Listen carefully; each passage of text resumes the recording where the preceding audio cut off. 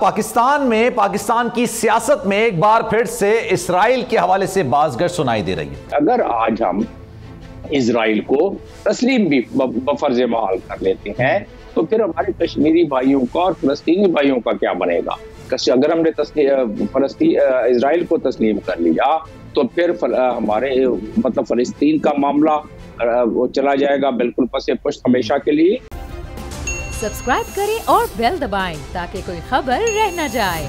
Programme के आखिरी हिस्से में एक बार फिर से आपको खुशामदीद कहते हैं। जनाब वाला, पाकिस्तान में पाकिस्तान की सियासत में एक बार फिर से इस्राइल के हवाले से बाज़गश सुनाई दे रही है। खान साहब ने अभी खिताब किया और उस खिताब में उन्होंने कहा कि ये हुकूमत इस्राइल को तस्लीम करने जा रही है। अच्छा, ये पहली बार नहीं हुआ है। खान साहब के इस दावे से पहले जब खान साहब वज़ीर आज़म हुआ करते थे उस ज़माने में भी अपोजिशन ये बात कहती थी कि खान साहब इस्राइल को तस्लीम कर लेंगे। आज खान साहब मौजूदा हुकूमत पर ये इल्ज़ाम लगा रहे हैं। क्या जनाब इस्राइल का जो मामला है या इस्राइल का जो नाम है या इस तरह से जो बात की जाती है हमारी कौमी सियासत में एक दूसरे को नीचा दिखाने के लिए की जाती है? आपको याद होगा इससे पहले भी कहा गया था कि इस्राइल से तैयार आया वो पाकिस्तान में लैंड हुआ, उस वक्त खान साहब जो है वज़ीर आज़म थे। आज फिर ये बात कही जा रही है क्योंकि जनाब इस्राइल की जानिब से ये कहा गया कि पाकिस्तानी निजात अमेरिकन ने उनसे मुलाकात की और ये तारीख में पहली बार हुआ है कि किसी पाकिस्तानी ने उनसे मुलाकात की है, क्योंकि पाकिस्तानी पासपोर्ट पे तो आप इस्राइल का दौरा नहीं कर सकते हैं। अगर आप किसी और मुल्क के नेशनल होंगे तो आप फिर वहाँ पर जा सकते हैं, भले आप ओरिजिन पाकिस्तान के क्यों ना हो। इसी पर मजीद बात करेंगे। साबिक सफ़ीर हैं डॉक्टर जमील अहमद साहब इस वक्त में ज्वाइन कर रहे हैं। Sir, thank you so much for your time. Jameel साहब, ये बताइएगा, ये इस्राइल की बाज़गश एक बार फिर सुनाई दे रही है। अगर किसी ने मुलाकात की होगी और वो पाकिस्तान ओरिजिन जरूर होगा लेकिन वो नेशनल अमेरिकन होगा तो क्या उसको इस जुमरे में लिया जाएगा कि पाकिस्तानियों ने मुलाकात की है?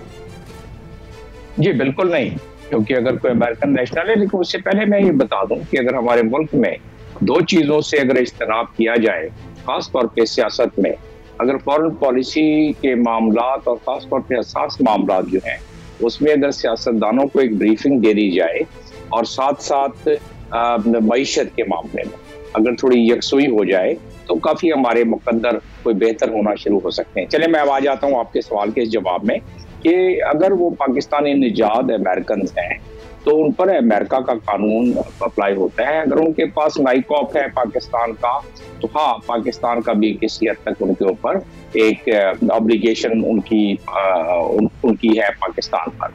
तो ये तो रही एक बात। रहा सवाल ये कि किस प्लेटफॉर्म से गए हैं, वो बहुत ज़्यादा ज़रूरी है।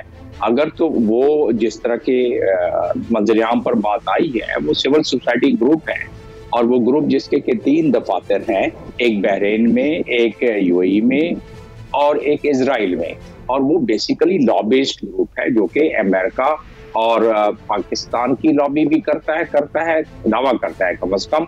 और वही अब इजराइल का विजिट जो पिछले माह की 15 तारीख को, बल्कि इसी माह की 15 तारीख को विजिट किया, और उसको आज किसी और ने नहीं, इजराइल के प्रेसिडेंट ने दावो में खुद बता दिया वर्ल्ड इकोनॉमिक फोरम में कि ये ऐसा हुआ है।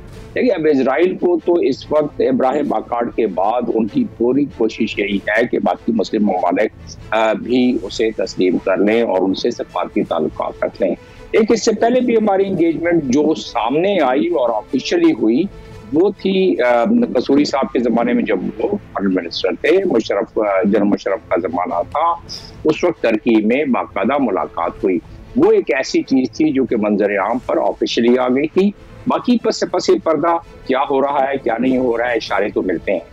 अब रहा सवाल कि किस जुमरे में ये हो रहा है। जाहिर है कि टर्की ने 10 साल के बाद दोबारा अपने ताल्लुकात बढ़ा लिए। टर्की मुस्लिम उम्मा का और ओवैसी का एक बहुत कलीदी मुल्क है, बहुत ताकतवर मुल्क है, जिसने इजराइल को सबसे पहले तस्लीम किया। सऊदी अरब जिसने अपनी फौजें तबूक में इजराइल के खिलाफ लगा रखी थी, और हमारे हम भी मतलब एक लिहाज से उस जमाने में सऊदी अरब में हमारी अस्करी कुव्वतें और वहाँ मौजूद थी, तो उससे हटकर अभी सऊदी अरब जो है वो पसे पर्दा रह के बाकी अपने गल्फ कंट्रीज को इशारे दे रहा है, क्योंकि यूएई में कभी भी इब्राहिम अकार्ड पर साइन नहीं करते अगर सऊदी अरब की तरफ से ग्रीन सिग्नल नहीं होता। और उसके साथ साथ बाकी ममालिक, मोरक्को हो गया, सूडान हो गया, बाकी लोग हो गए। लेकिन हमारा एक उसूली मौक़िफ़ है, हमें हमारे इजराइल से क्या लेना देना। इजराइल से ना हमारी बॉर्डर मिलती है, ना इजराइल से हमारी कोई डायरेक्ट हमारी कोई चपकलिश है ना कोई क्लैश है। हमारा मसला तो ये है कि भाई फलस्तीनियों का OIC का भी एक पहला एजेंडा है। कायदे आजम ने भी यही कहा था कि फलस्तीनियों के हवाले से इजराइल को किसी साथ वो दोस्ती नहीं करना चाहते थे, लिहाजा हम उसी चीज की तकलीद कर रहे हैं। और हमारा उससे हटकर और सबसे बड़ा अहम पहलू है जिसको कि हमारे लिए बहुत हसास पहलू भी है और हमारे दिल के करीब भी है, और वो है कि अगर आज हम इजराइल को तस्लीम भी बफर्ज महल कर लेते हैं तो फिर हमारे कश्मीरी भाइयों का और फलस्तीनी भाइयों का क्या बनेगा। अगर हमने इजराइल को तस्लीम कर लिया तो फिर हमारे मतलब फलस्तीन का मामला वो चला जाएगा बिल्कुल पसे पुश्त हमेशा के लिए। और उसी प्रिंसिपल पर कश्मीर की लड़ाई हम लड़ रहे हैं। जो अक़वाम मुत्तहिदा की रेजोल्यूशन को 5 रेजोल्यूशन ऐसे हैं तो फलस्तीन के लिए कि जिसकी इम्प्लीमेंटेशन नहीं हो रही है। हमारे पास कोई 8 रेजोल्यूशन कश्मीर के ऐसे हैं जिस पर कि इम्प्लीमेंटेशन नहीं हो रही है। तो हमारा मसला हमारा बड़ा एक संजीदा है। उस लिहाज से इस मामले को जब भी हम डिस्कस करते हैं, जाहिर है हम एक आज़ाद शहरी हैं, लेकिन मुल्की हसासियत के मामलात को जहन में रखते हुए अगर इसको डिस्कस करें तो ये चीजें उलझेंगी नहीं, और कम से कम फॉरेन पॉलिसी को, फॉरेन मिनिस्ट्री को इस मामले में हमारे लेकिन गाय बगाए ये नाम आता क्यों है पाकिस्तान की सियासत में? और जैसे कि आपने कहा कि हमारे नजरियात का वाला मामला है, फलस्तीनियों को हक दिलाने वाली बात है, कायदे आज़म मोहम्मद अली जिन्ना ने ये बात की थी, पाकिस्तान का OIC में मौक़िफ़ ये है, तो फिर ये पाकिस्तानी सियासत में क्यों ये बार बार आती है? एक दूसरे को नीचा दिखाने के लिए? देखिए, एक दूसरे को नीचा आपने बिल्कुल इशारा सही समझ किया, अपने पॉइंट स्कोरिंग के लिए। मैं ये नहीं कहूँगा एक दूसरे को नीचा भी दिखाना, लेकिन पॉइंट स्कोरिंग के लिए ज्यादा ये बात की जाती है। हमारी सियासत में तो फॉरेन पॉलिसी को फार्म पाके बहुत ज्यादा रगेता जाता है। हाँ, जहाँ हमारे मुल्क की मफाद की बात हो, जहाँ वो समझें कि भाई मुल्क के मफाद को कोई गुजन पहुंच रही है तो फिर जरूर बात कर रहे हैं उसको, लेकिन आम इसको एक ऐसे पैराहे में न बात की जाए कि पॉइंट स्कोरिंग के लिहाज से बात की जाए। तो लिहाजा इसमें सिर्फ यही इतनी सी बात सोचने की है कि दुनिया जिस जगह पर जा रही है, क्या हम इजराइल से अगर किसी की कोई बात हो भी रही है पसे पर्दा किसी लॉबिस्ट के जरिए, जिस तरह की अनीला अली है, वो इसको लीड उन्होंने किया है, पाकिस्तानी ओरिजिन की है, अगर ऐसी बात हुई भी है फर्ज महल और हो भी रही है अगर किसी आशीर्वाद के तहत, तो उसमें जो आगे चल के बात होनी चाहिए वो यकीनन हमारे पार्लियामेंट में डिस्कस होना चाहिए। पार्लियामेंट में डिस्कस होना चाहिए, क्योंकि जनाब ताकत का महवर पार्लियामेंट ही होता है। Sir, thank you so much for your time, बहुत शुक्रिया आपके वक्त का।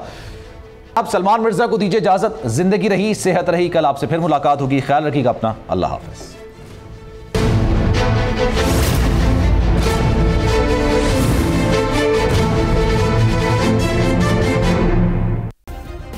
सब्सक्राइब करें और बेल दबाएं ताकि कोई खबर रह न जाए।